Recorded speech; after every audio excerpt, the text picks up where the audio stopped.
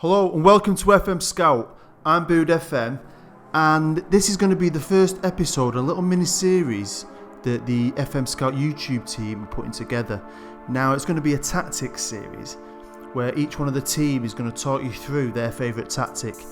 Now everybody's done the let's play like Pep Guardiola tactic, the best 4-2-1-3-2-1-4 tactic. Don't want to do that. I don't want to put out a tactic and say this is the greatest tactic ever. You use this tactic, you'll never lose a game, because that's just not realistic. I mean, a tactic that can work for one person ain't going to work for the other guy because maybe he ain't got the right players, he's not giving out the right shout outs. But we all have our own style. We all have our own way of playing the game, a way we like football to be played. Now, I'm just going to discuss the tactic and the formation I love to play with. The style of football I like. Now, if anyone follows me or is subscribed to me on YouTube on my own personal channel, you'll know that I've pretty much used the same formation always. Now and again I change it up, but I pretty much use my favourite 4-4-2. But it's not a normal 4-4-2, it's what you call an asymmetric 4-4-2. And I just love it. I believe in wingers, I believe in two guys up top, and I just love that kind of football. Maybe it's because I'm a Manchester United fan and I grew up with that old Man United team, the old 4-4-2 team that just attacked with wingers and two strikers. I just love that kind of football, and that's how I always try and make my teams play on Football Manager. Now, I built a tactic on my last series for Football Manager 2016, which was similar to this, a bit more basic because I was starting in a non-league, but I basically just translated it to FM17, and I'm also having success with it. Now, it's not the greatest tactic in the world. It's not going to keep you clean sheets. It'll score you a few goals, I honestly believe that. And it is quite fun. But you'll get some success out of it if you find the right players for the positions. And you do all the other things you need to do, like shout outs, like making sure you're just doing the right things at the right times. Now, let's just have a look at it quickly. As you can see, it is just a fancy 4-4-2. I just have two full backs on support, two bog standard central defenders on defending. I have a ball winning midfielder on defending who's sat back. I have a central midfielder in the middle of the park on support. I have a left winger on attack. I have a right winger on support. And up top I've got a poacher on attack and a deep lying forward on attack. Now, as you can see, the mentality of my tactic is set on attacking. I really believe in attacking football, and I know a lot of people like maybe start at standard and maybe if they need to chase a game and switch to attacking, but I like to just play attack at all times. That's just my personal preference. I just love going at teams. I still believe even if your mentality is set at attacking, you're still going to defend, but you're just going to attack more. That's how I see it. And the team shape is flexible, and as you can see, we've got 13 team instructions, so let's have a look at those. Right, here we are with the team instructions. Now, as you can see, I like to play quite quick. I've got it on, it says normal there, it's just one short of the full speed tempo. So I like to play with a bit of speed, a bit of pace. Time wasted, don't really waste time. I want to keep getting that ball and keep getting forward, keep attacking. Width, it's fairly wide. Again, I don't want to play completely wide. Defensive wise, we've got a normal defensive line. We're using the offside trap. Closing down, I've got it on 3 bars on sometimes. I don't want to always keep closing down. I don't know, I feel I just feel like you get open sometimes too much. And in this tactic, you are going to get caught out a few times. Okay, we've got it on tight marking, because again, because we do get caught out quite a bit, I like the idea of us maybe at least marking up and trying to defend a little bit, even though, I'm not really into defending. Tackling, get stuck in, get challenging, can't be a good old tackle. Right, build up play, basically pump it out to the wingers, that's it. Exploit the flanks with my fullbacks and my wingers, clear the ball to the flanks, let's get down them wings. Direct passing, so it's just nearly long ball, but it's not full on just booting it up front every time, but pretty much it is just full on direct passing. I've got it on disciplined, be more disciplined. And I don't want my players, originally when I made this tactic, I didn't want them doing multiple jobs. I'm a big believer in just do your job, and that's how I like to do it. So if you're a right back, be a right back. If you're a left winger, be a left winger. On the attack section, we've got it. I'm hitting early crosses. As soon as I can whip that ball in, whip it in. As you can see, it's on whip crosses too. Just whip them in. Get that ball in faster than 2 guys up front. Dribbling, run at defence. I like that. I try and train my players to run at defenders, run down them wings. And then as you can see, freedom of movement, I've got it on stick to positions. I want them just doing their job, just fulfilling their role, and I don't want to ask too much more of them. Right, let's move on to the individual player instructions, and we'll just start at the back and I'll work my way forward, explaining why I've picked each thing. Start off with the keeper. All I've clicked on that is fewer risky passes. I don't want him ballooning the ball up front. I don't want him giving the ball away. I want when he has got the ball, I want him to be giving it safely to one of my players so we can build that attack. Right, we're going to move on to the right back. Now, I've got quite a few on here, to be fair. And I won't talk about the left back because basically they mirror each other. They're exactly the same. So we'll just look at the right back. I've got him on shoot less often. I don't want my right back shooting because I think that's a wasted opportunity in attack. I don't want to waste attacking opportunities with my defender trying to shoot. I want him to be giving it to people who can score goals. I've got him on tackling harder because I don't care about giving away fouls, and you will see that with my tactic. We do get the odd sending off, we do get quite a few yellows, but I like to tackle, so yeah, he's tackling hard. He's also marking tight. I've got him getting further forward because I love that. I love my fullbacks bombing on, even getting past that winger, running on past the winger knocking onto him and crossing in. And what I've found with this tactic is my fullbacks and my wingers have set up some goals. I get a lot of assists from my fullbacks. In my current series with Huddersfield Town, my left back is number 3. Halfway through the season in the Premier League, he is number 3 on the assist charts, and he's a left back. So I think it works. Cross more often, like I said, I want him crossing the ball in. Aim for the centre, I want him aiming it in towards them 2 strikers. That's what I'm aiming to do. Stay wide, because I want him out wide. I don't want him cutting inside. I want him just running up and down that wing. Next, it's a centre half, and again, he's just doing exactly the same as the other centre half. I've not done too much with this, and they just mirror each other. Maybe I could look into it a bit more and have one doing one thing, one doing another, but I haven't. This is how I like it, and this is how I keep it.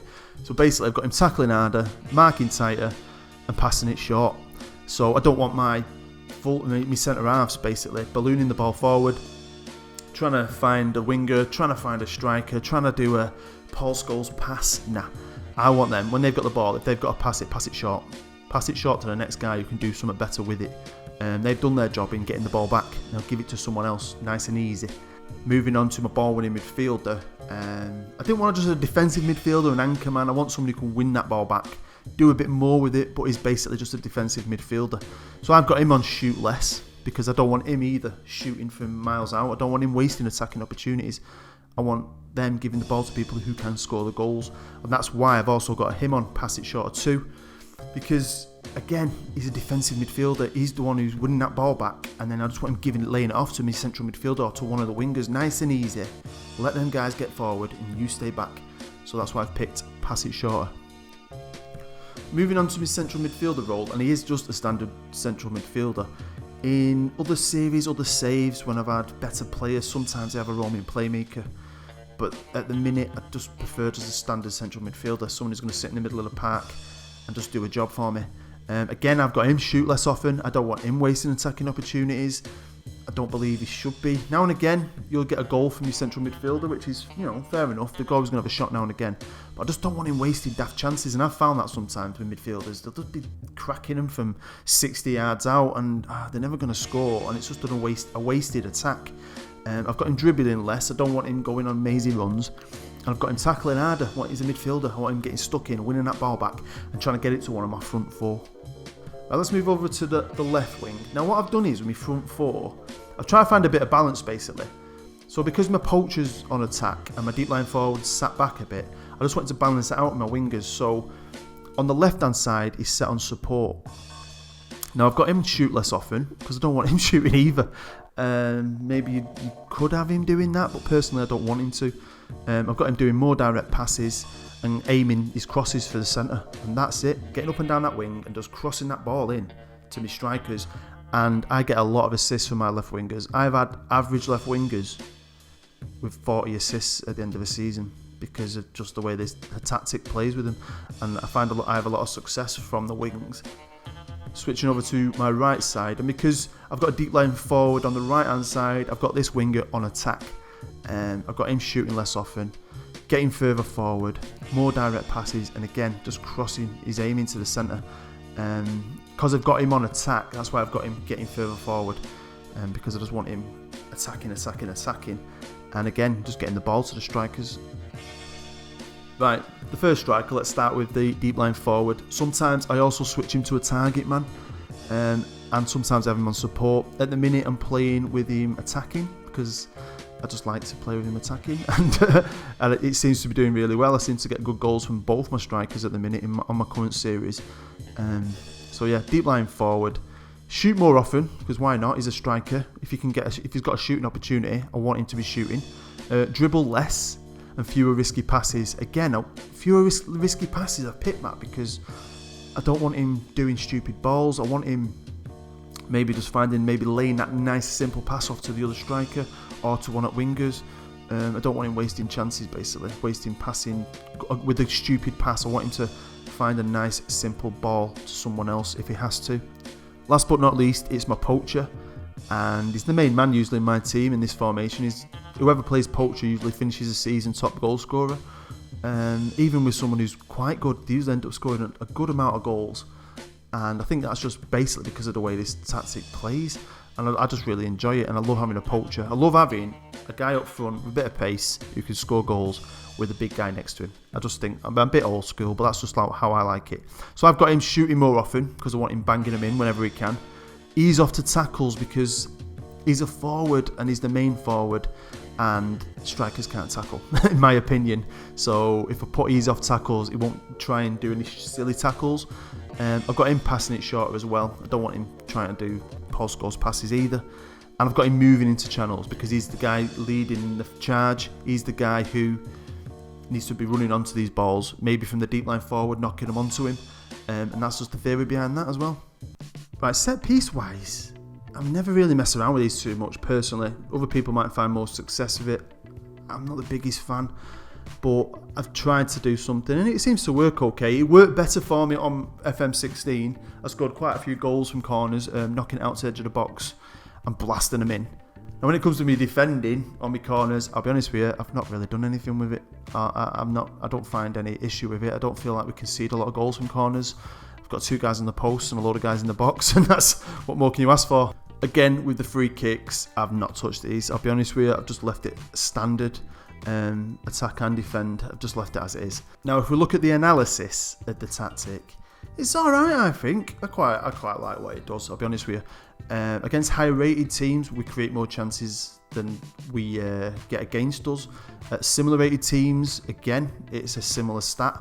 And against smaller teams, we create double the chances. So I think any tactic where you create more chances than are coming against you, it's got to be a good thing. Now, looking at tactics we've faced, I mean, that list is massive. But the main one is the famous 4-2-3-1 wide. And if anyone watches my series or anything I do on YouTube, you'll know I hate it. So many people use it now. It's like everybody uses that tactic.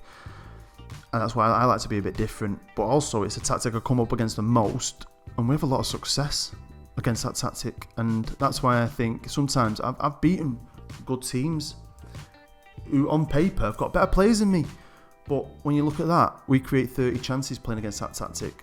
Double than we get against us. So even though I'm playing attacking football against teams usually that are better than me, against this famous tactic that a lot of people use, we have a lot of success against it. Right, we're just going to look at a couple of games that have happened on my current series with Huddersfield Town, to show you a few of the stats and how it works. Maybe show you a few of the goals as well, because a lot of the goals, I'll be honest with you, are crosses. But that's how I want to play. I want us to be crossing that ball in. That's just how I want to play. I know people have complained, especially about the last game, about there being too many goals from crosses, but when that's how you want to play your football, that's what I expect. I expect a lot of goals from crosses. So the first game we're going to look at is a 4-1 victory we had at home over Southampton. It was just a great game. It was just when everything clicked together for us, even though Stat-wise, we didn't play fantastic. Defensively, we did. But going forward, stat-wise, for individual players, we didn't. But we just created that many chances. We had that many shots that we just won the game. And I think I've said this before and other things, that when you create a lot of chances, you've got a good chance of bloody scoring, haven't you? So I'm happy with that. But as always, though, a lot of the times you'll find with this tactic, you don't always have the majority of the possession. Sometimes you'll have a lot less, but you tend to create a lot more chances with it. Next, I'm going to show you a 3-0 victory we had over Crystal Palace recently. And as you can see with this, it's yellow cards everywhere. Again, though, it was about 50-50 in possession. But as you see, we just created so many more chances, and it resulted in a 3-0 victory. One of the goals was a penalty, but the other two were just classic goals you're going to score playing with this formation. And as you can see, this game was played attacking throughout. But I've still got good defensive stats there, and there are going to be games though where it don't always work, and there's been a few. But more often than not, I'm successful with this tactic. Now, this is one of the times when it hasn't really worked. We've gone away to Manchester City, a team with quality players, and I went for it, attacked them like I normally do, and it didn't work. You know, we still created a good amount of chances, but we had a lot less of the ball, and their quality shone through. And you know, we did get beat, and this is going to happen sometimes against a big team. You can take a scalp, but then sometimes you are going to get beat 3-0. It's just how it is with this tactic, and it's not something I worry about too much, because we do seem to pick up enough points to be successful with what a lot of people would call average players. Right, like I said, this is just my favourite tactic, and that's what the series is going to be about. Each guy from the YouTube team just explaining how they like to play. They might never win with it. You know, you might download this from the Steam Workshop and have a lot of success. You might download it and absolutely hate it, but that's the thing, and that's the beauty of football. Tactics, a personal thing. So something that someone else enjoys or has success with, someone else won't enjoy or have any success with. So I don't want you to think I'm putting this tactic out there saying it's the best tactic ever, because it's not. It's just how I like to play. And hopefully some of you might download it, and hopefully some of you might have some success with it. Some of you might download it and have the knowledge to tweak it and make it even better. So I'd love to know about that. I'd love to hear about that if you do. If you've had any success with it, let me know. If you've tweaked it and made it even better, definitely let me know about that. So yeah, I hope you've enjoyed it. I hope you've maybe learnt something from it. And like I said, if you do download it, let me know all about it. If you have enjoyed this little episode, please hit the like button. If you're new to FM Scout, don't forget to subscribe. Also, don't forget to head over to fmscout.com. Brilliant website. You'll find lots of downloadable content, lots of help, guides and tips for your Football Manager 2017 experience. Don't forget to head over to my channel, Bood FM, where I've got a great series at the minute with Huddersfield Town. Hopefully you'll enjoy that, and hopefully you'll also subscribe to me. Right, hope you have a nice day, take care, and I'll see you later.